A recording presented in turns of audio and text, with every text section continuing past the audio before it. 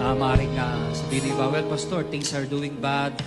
I'm not doing so well. May mga problems, may mga trials, may mga tribulations, may mga pagsubok na pinagdadaanan. So, I cannot give thanks. We can still give thanks. Meron po tayo mga salita po ng Diyos na pinananampalatayan at tinatayuan. Actually, God is holding us in the palm of His hands. God is holding us through His Word. Amen.